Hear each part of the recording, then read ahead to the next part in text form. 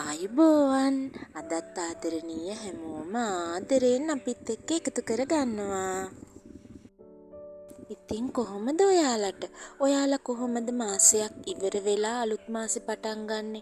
ඒක ප්ලෑන් කරනවද? මොකක් හරි ප්ලෑන බුක් එකක් හරි මොනා හරි ඩයරි එකක් හරි පාවිච්චි කරලා ඒකේ ලියනවද?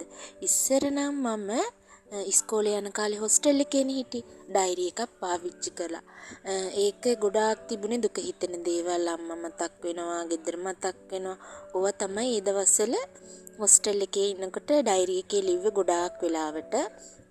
ඊට පස්සේ ටිකක් ඩයරි එක ලියන එක අතපසු වුණා. පස්සේ මම විවාහ වෙලා ගෙදර නැවතුණාට පස්සේ තමයි මේ ප්ලෑනර්ස් එහෙම නැත්නම් මේ ජර්නලින් කියන දේ මට හම්බ වුණේ.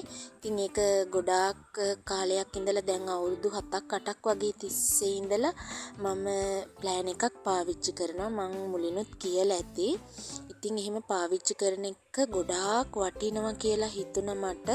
මොකද මේ මාසෙට දැන් මේ මාසේ අප්‍රේල් පටන් ගන්නකොට දැන් මේ මම මාර්තු ඉවර වෙලා අප්‍රේල් පටන් ගන්නකොට මට ටිකක් කාර්ය බහුල වෙන ගිය අවුරුදු වලට වඩා ටිකක් කාර්ය බහුල වෙන ගතියක් දැනුණා. ඉතින් ඒක මගහරවගෙන මගේ කාලය කළමනාකරණය කරගෙන ඒ වැඩ කටයුතු කරගන්න මේ ප්ලෑන් එක ගොඩාක් වැදගත් වුණා, ප්‍රයෝජනවත් වුණා කියලා මට හිතෙනවා. ඉතින් මම මේ ප්ලෑන් එක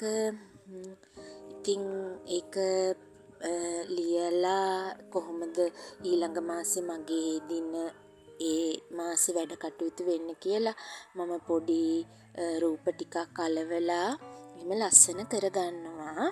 ඉතින් ඒ වගේ මට ඉතින් ඒක ගොඩාක් වටිනවා කියලා හිතුන නිසා තමයි ඉතින් මට හිතුනේ ෂෙයා කරගන්න ඕනේ කියලා. ඉතින් මේකේ තියෙන වටිනාකම ඉතින් ගොඩාක් අය හිතන්නේ නැහැ මුදලක් වියදම් කරන එක අපරාධ කියලා හිතුණත් මට නම් හිතෙනවා ඒක ඇත්තටම වටිනවා කියලා. ඒ කියන්නේ වියදම් කරන මුදලට වඩා යමක් අපිට ලැබෙනවා කියලා මට හිතෙනවා.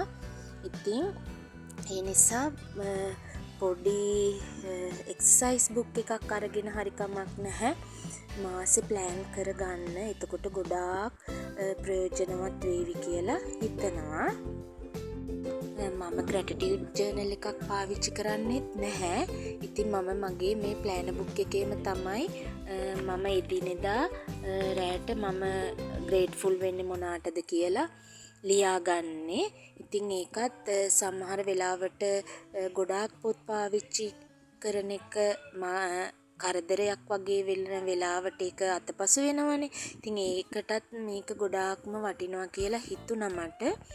ඉතින් අපේ මේ වගේ ලස්සන වීඩියෝස් බලන්න අපිත් එක්ක එකතු වෙන්න කියලා ආදරෙන් ආරාධනා කරනවා. ගිහින් එන්නම්.